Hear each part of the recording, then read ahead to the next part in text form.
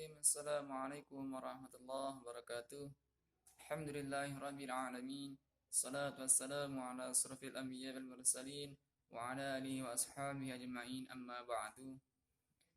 Kenalkan, nama saya Asep Kurniawan dengan PM 1721030126 dari Prodi Hukum Ekonomi Syariah, Fakultas Syariah dan Ilmu Hukum, Universitas Islam Negeri Raden Lampung.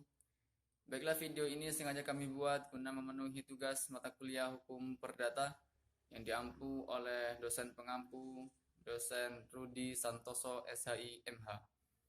Baiklah, di sini kami akan sedikit menjelaskan mengenai sejarah hukum perdata di Indonesia.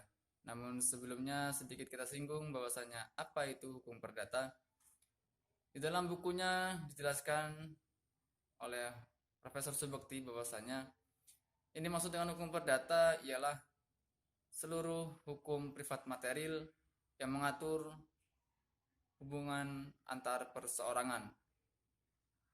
Sedangkan menurut Sudikno Martokusumo, yang dimaksud dengan hukum perdata ialah seluruh peraturan yang mengatur hak dan kewajiban antara perseorangan, antara yang satu dengan yang lain dalam hubungan lingkup berkeluarga maupun pergaulan di dalam masyarakat.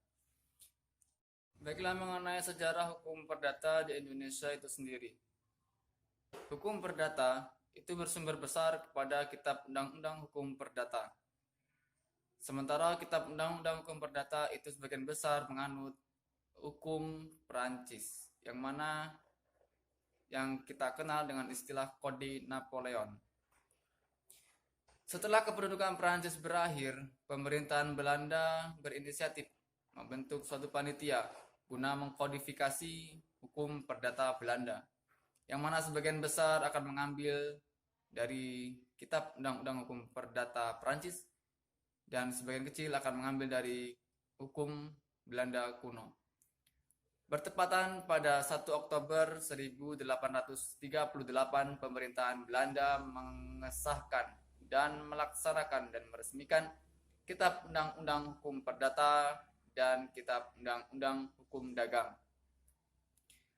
Lalu hukum perdata di Indonesia itu bermula pada 1 Mei 1848 pada saat kependudukan pemerintahan Belanda di Indonesia.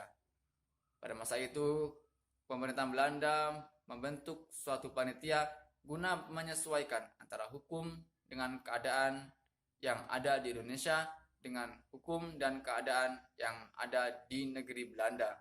Mengingat bahwasanya di Indonesia terdapat banyak sumber hukum. Contoh saja hukum agama, hukum adat, dan sebagainya. Jadi mereka perlu membentuk suatu panitia guna penyesuaian tersebut.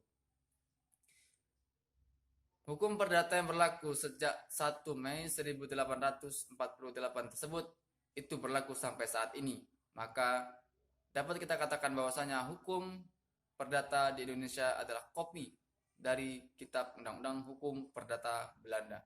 Sekian, semoga bermanfaat. Wallahul muwaffiq ila aqwamit thoriq. Assalamualaikum warahmatullahi wabarakatuh.